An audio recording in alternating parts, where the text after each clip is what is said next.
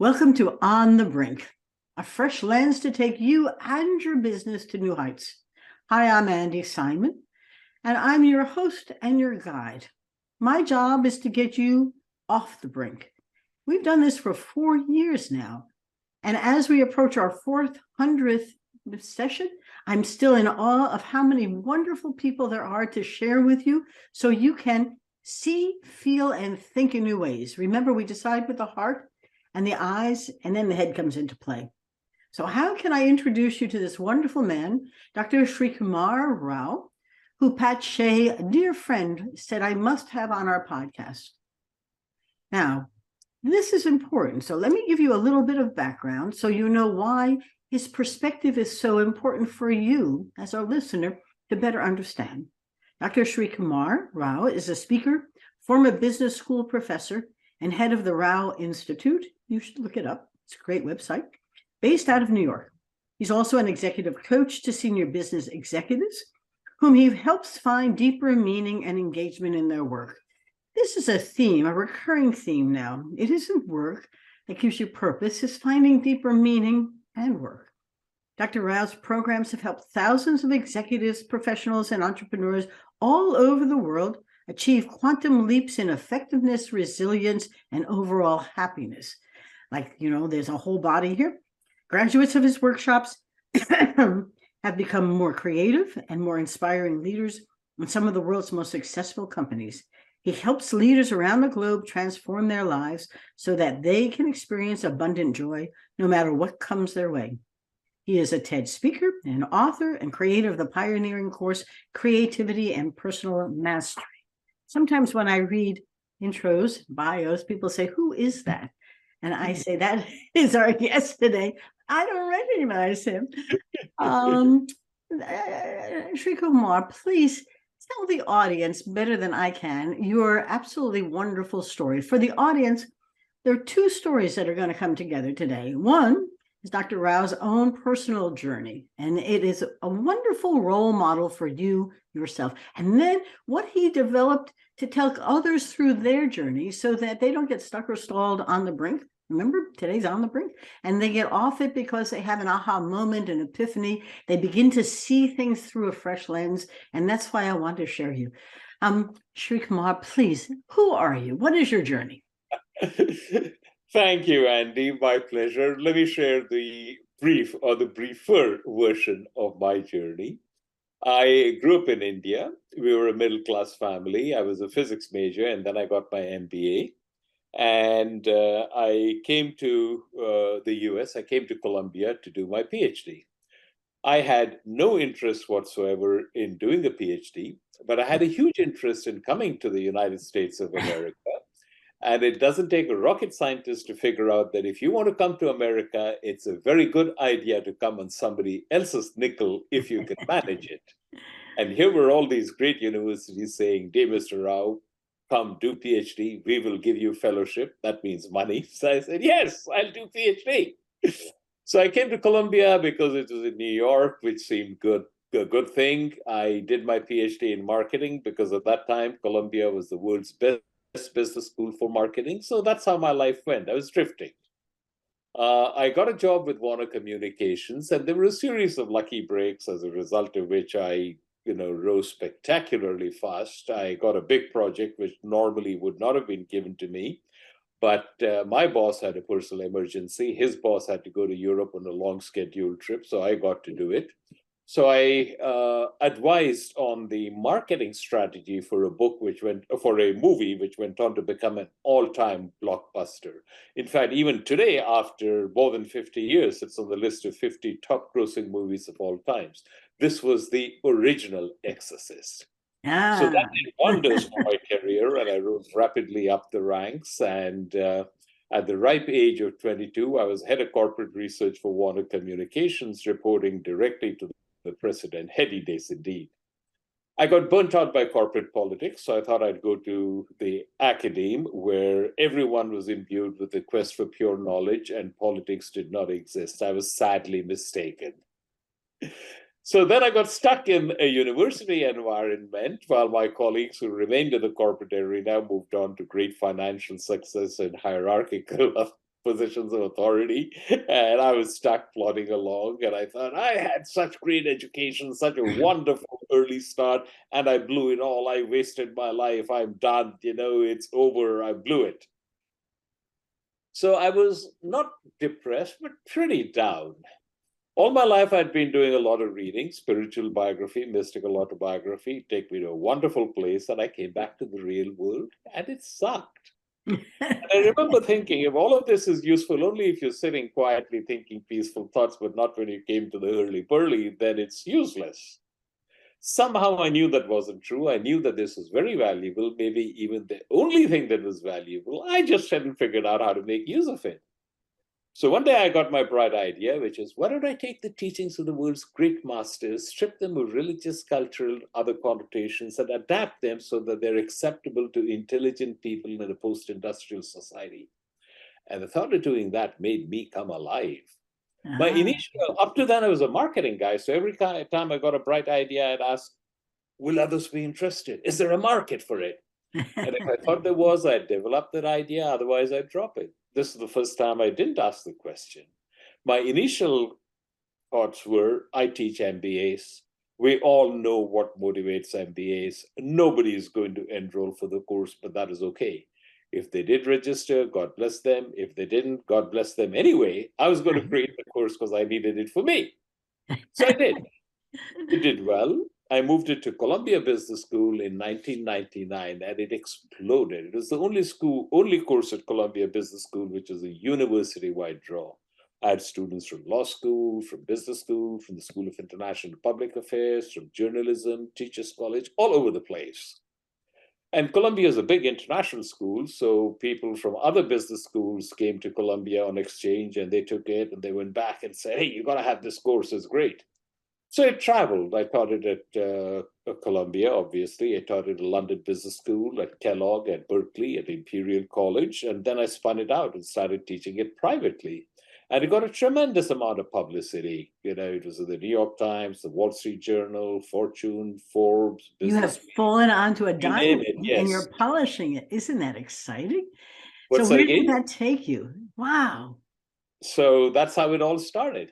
And in the meantime, I became an executive coach because people viewed my videos, they watched my TED Talks and said, I want to work with you. So I became an executive coach with a global clientele by default. I have a unique niche in coaching, Andy. And my niche is I coach successful people who really want to have an outsized impact on the world, but they also have a spiritual bent and they want to infuse that into every part of their life. That's my coaching sandbox. When you thinking of this as a podcast or a video podcast, the audience is saying, how does one do that? Is that something you can share with them? How can they begin to, it's the same words that you're using, my see, feel, and think in new ways about themselves, because you said something important. These are executives who don't just want to make a living. They want to transform others in the world and what they're doing. They want to have purpose and meaning. How does one do that? Well, the answer to that, Andy, is very simple. You begin that process of transformation inside. In other words, you have to undergo personal transformation before you can become effective at helping others on the journey. If someone tells me, I want to be an inspiring leader, I tell them you're pretty well advanced on the wrong path, because when you say, I want to be an inspiring leader, it's all about you. I want to. And what you're really saying, if you examine it, is I want people to do what I would like them to do, which perhaps they don't want to do. So I got to figure out how to get people to do what I want them to do, and they don't want to do what I want them to do. It means I got to learn how to manipulate them. I'm being deliberately provocative, but there's more than a grain of truth in what I've just shared with you. So the way to become an inspiring leader is to be personally inspired by a vision which is a grand one, which brings a greater good to a greater community. And you have tremendous flexibility in defining both the greater good and the greater community. But if you find something which draws you so strongly that you're willing to devote, if not your whole life, at least a big chunk of your life to it, and it brings a greater good to a greater community, and you learn how to communicate that vision, then whoever comes in touch with you will become inspired. You'll become an inspiring leader by default. You know, when Gandhi set out on his journey, he never said, I want to be an inspiring leader. I want tens of thousands, millions of people to follow me. No, he said, the passport laws are unjust and I will not let them stand. And he was a British trained attorney. He had verbal skills and he used whatever talents he had to mobilize support for the passport laws are unjust and I will not let them stand. And later on, when he led the war against colonial rule in India, and in the process of doing that, he did in fact become an inspiring leader. And even 80 years after his death, there are millions of people worldwide who were influenced by his ideas. That's how you become an inspiring leader. The journey of transformation always begins between your ears. Mm. This is so both brilliant and appropriate. I have 3 leadership academies. The word leading requires us to have followers, and followers who hear you, understand what you're asking of them, but hear it in a way which takes them, inspires them, not just to be tactical and practical, but to have a bigger reason for doing something. There's a larger.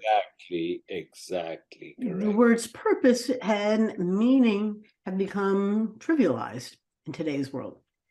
That's true. The great breakup and people leaving corporate has made it seem as if unless I have meaning in work, I don't need to work there.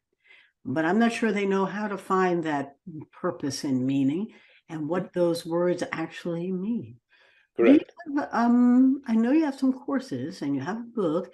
In the process, is this a collective experience, a personal one? How do people begin to discover themselves? It's both.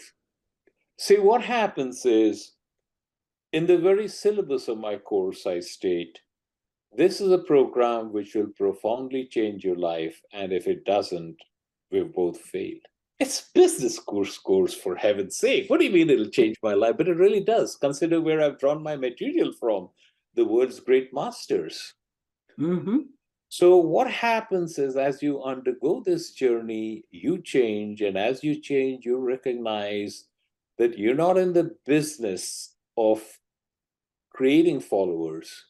You're in the business of helping everyone you run across improve their position in life, more precisely, raise their level of consciousness. And the reason you raise their level of consciousness is because that's your path in life. Yeah. In the process of helping them raise their level of consciousness, you're really working on yourself and raising your level of consciousness. Because in my book, Andi, the only thing you ever do in life is you work on yourself. And Mm-hmm. everything you're given by the universe, your partner, your children, your job, your career, your business, they're tools. You use those tools as skillfully as you can. But in the process of doing that, what you're really doing is you're working on yourself. And that's the only thing you ever do in life. You work on yourself.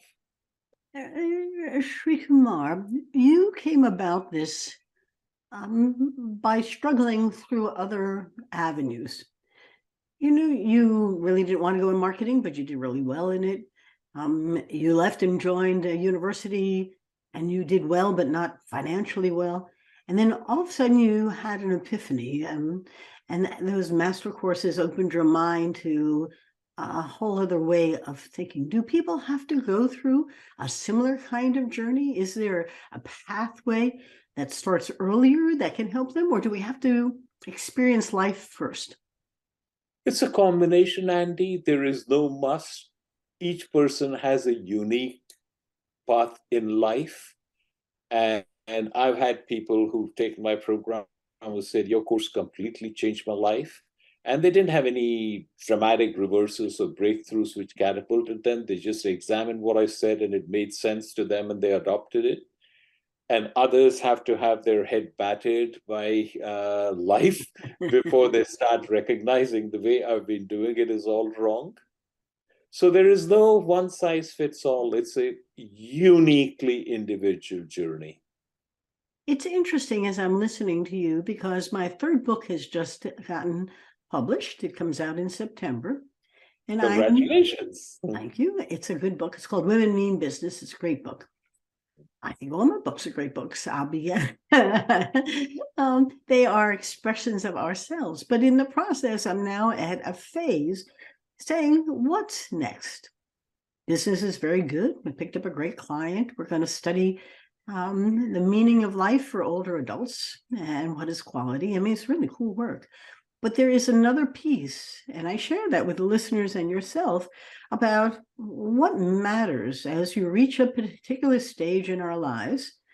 I'm not growing younger, and the past has been a delicious one for me. I've had a great life, great family, but you're raising that question of what's that larger giving, purpose, meaning beyond the I, into the we, into something beyond tactical and practical, into something that can really lift up and lift up others.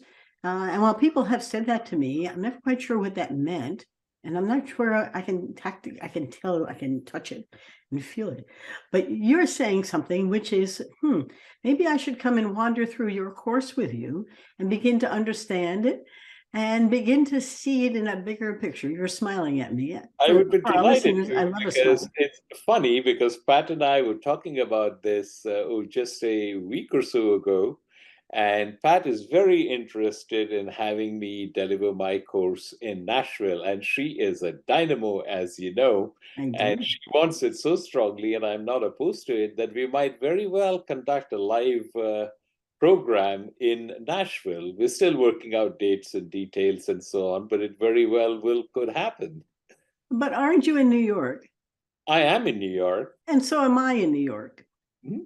So maybe there's a New York version that we can do, because I can't. That's also possible. I've had conducted the course in New York. Yes. So the big advantage of doing it in Nashville is that Pat is a strong supporter and an anchor. Yes. And she has it really doesn't matter where. I can do my course anywhere. But I also think Pat is seeing it as a bigger thing. If she has, I don't know, 25, 30, 40 people who she touches, how can she elevate all of them to a higher level? That's the whole point. Yeah. Exactly. Correct. She wants to spread your pixie dust larger, yes, so that those folks have more joy in life. Yes. I think you say in your website, the life is a short journey. Let's make sure we have joy and it feels purposeful and takes us to another place. Exactly. As you look forward, you know, I'm a curious George. I'm an explorer. People said I'm a futurist, which I didn't know, but I'm always looking forward to see how fast change is going to affect us and what's strong about it and what's weak about it. What do you see coming next? Both from a philosophical perspective, life is changing and quickly. Life is changing and quickly. And as a result of what is happening outside, I'm finding that there are many people who are recognizing that the real journey is between your ears, not outside. Mm-hmm. Now, I'm not in a position to say whether this is a trend in the broader population. Certainly, the persons who seek me out are persons who have already started that inner journey. Otherwise, they wouldn't have sought me out in the first place. Right. So there are more of them than ever before. But are there more of them because I'm getting better known and there are more videos of mine floating around? Or is this a trend? That's something I cannot comment on. Well, but either way, you're serving your need. Remember, it's not about it's about what they need and how you begin to open up a doorway into a different view of their lives at a time where we're all doing it. When I'm working with our folks about preparing for the future, you know, homo perspectives, humans need to see the future if they're going to live today. Mm-hmm. What you do is give them a way of being excited about that future, not the past is past. So what's coming next and how do we capitalize on it? How do we enjoy it? Because it's coming. I've become a big fan of ChatGPT. And I just did a podcast with someone said, oh, I haven't even touched it or tried it. I said, so before you criticize it, go explore it. Be an explorer, because it's here and it's going to be transformative.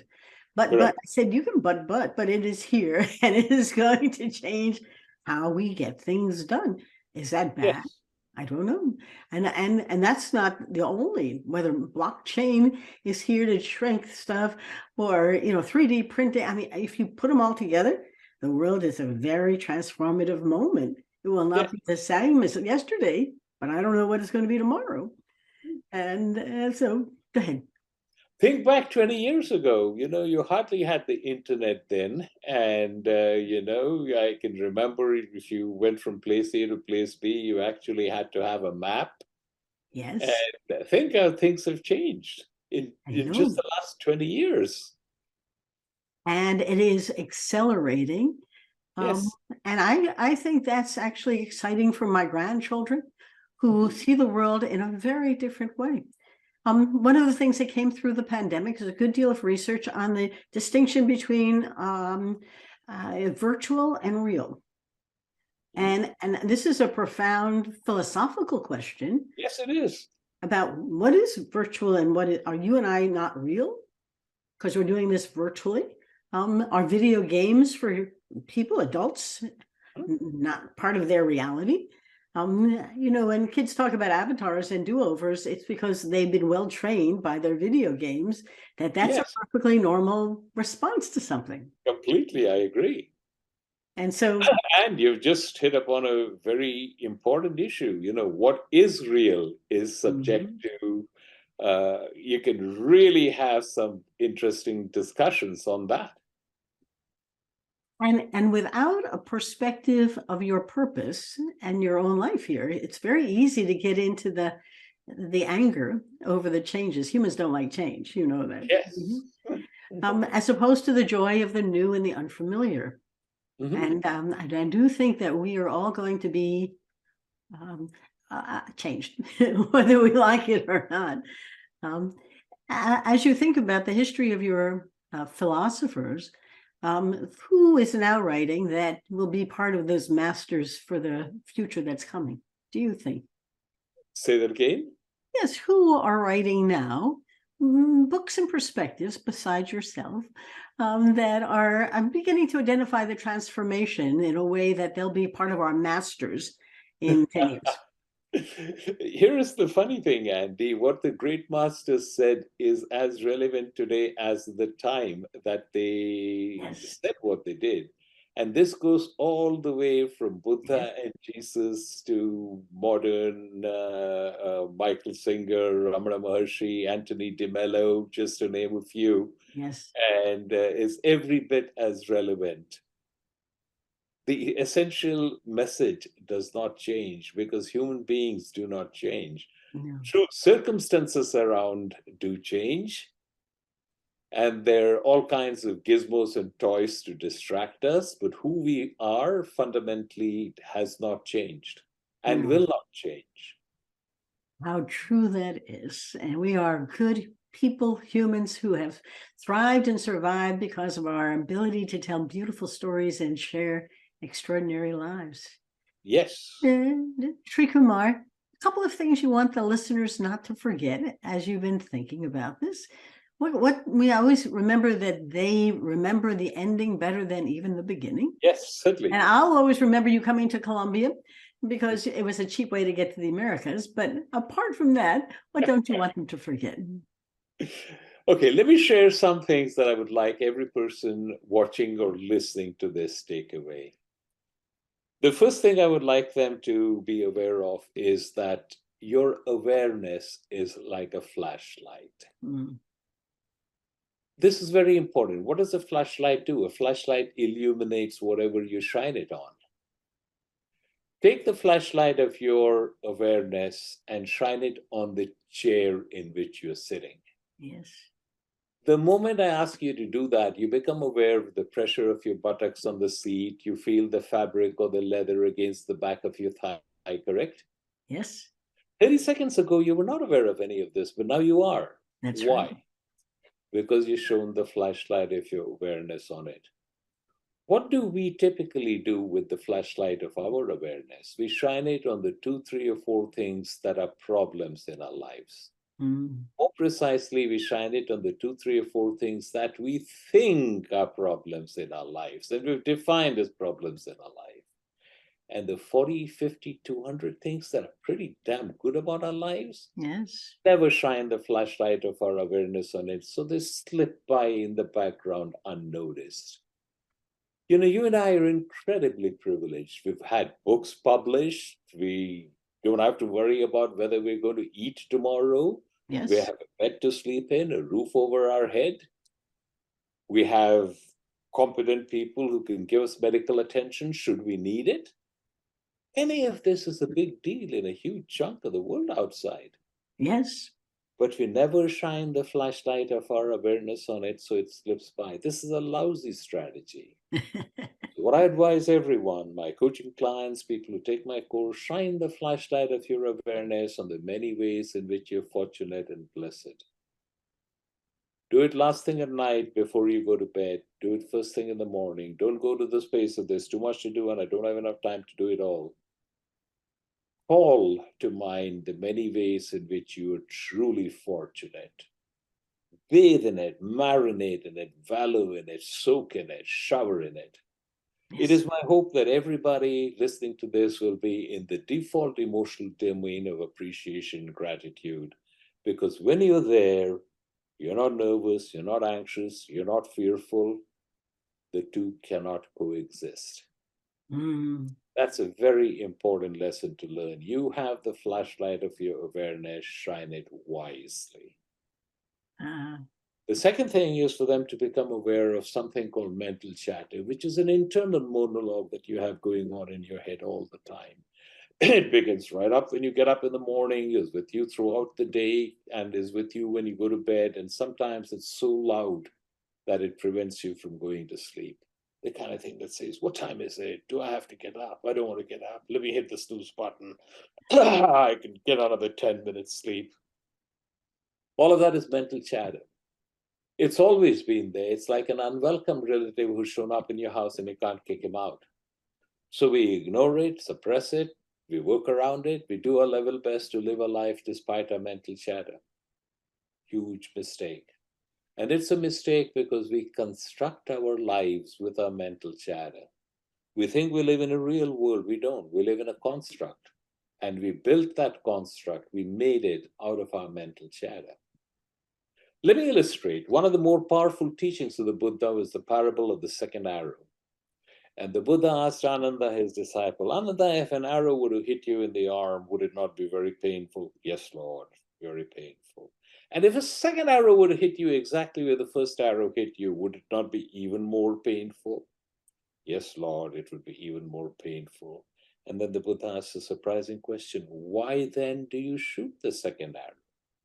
So that needs some explanation.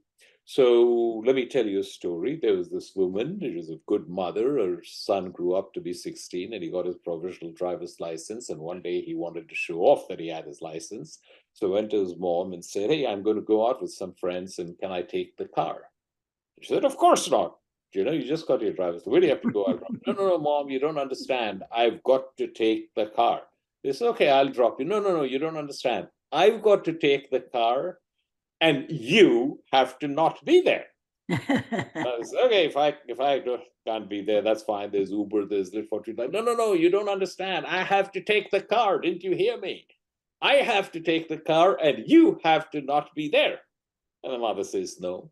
But you know how children are. He begged, he pleaded, he wheedled, and bit by bit she felt herself giving way. She took promises. You're not going to drink. No, no, I'm not going to drink. You're going to call. Yes. You'll be back by 10 o'clock. Yes. So reluctantly, she gives him the car keys.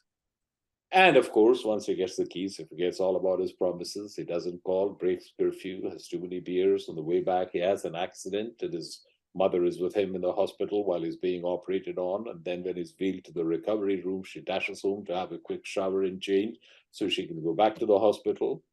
And at that time, a friend calls. And a friend says, how could you possibly have given him the car? You're not a mother, you're a murderer. Now, are you shocked that a friend would say something like that? at this juncture? Probably. Would you be less shocked if I said that's not what a friend said, it's what she told herself? That is the second arrow. It's bad enough having a son who's recovering from an accident and you don't know what the after effects are. Does it make matters better to tell yourself that you're a poor mother and in fact maybe a murderer? Of course not. No. But we do it all the time. That is the second arrow. And the second arrow is always delivered by means of mental chatter. Let me repeat that. The second arrow is always delivered by means of mental chatter. No matter what situation you're facing, Andi, your mental chatter about that situation is making it at least an order of magnitude worse. Yes. For most of my clients, if I could get them to stop at the second arrow, they'd be way ahead of the game. By the time they recognize what they're doing to themselves, they're on their 5th, 6th, 253rd arrows. Oh,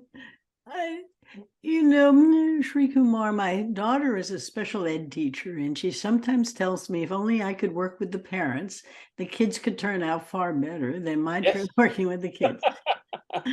And as I'm listening to you, that mother-son story is a very appropriate one to think about. Where and how do we create the right action, values, and self-care so that we can deal with the situations that come in a very positive fashion with control over it. And that friend who said you're a murderer was right in some ways, but that was less important than, this was a mother who really, and this is a very interesting parable.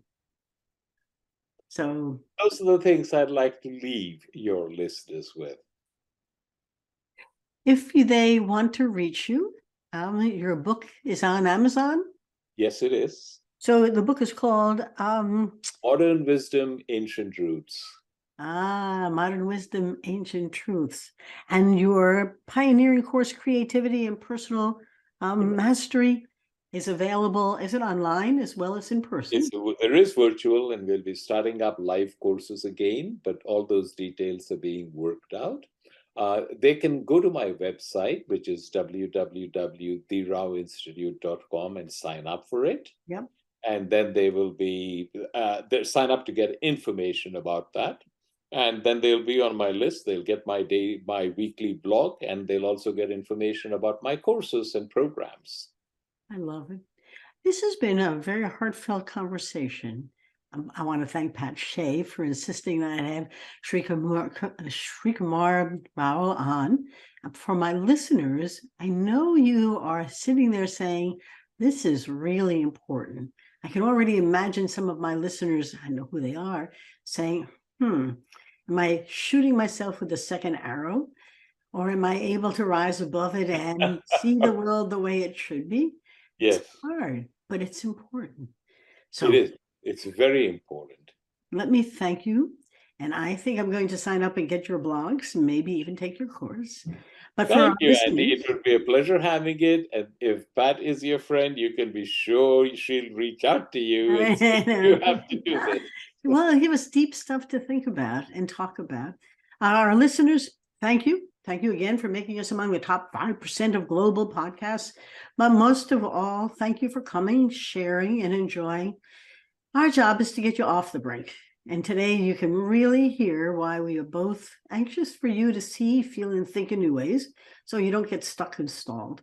And I urge you, listen to Srikumar's Rao's podcast, share it, give it to others. The transcript will be up on the blog that we post.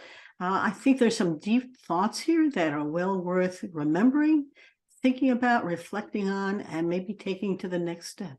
Yeah. And they can watch my TED Talk, Andi. Yes, I will make sure that's on there as well. Thank you. It's been such fun. Thank you all. Thank you all for coming. Have a wonderful, healthy day. Please see the world as a gift. Every day is a gift to you. Goodbye. Yes. Yes, I second that. And this has been a very big gift. Bye, everybody. Have a great one.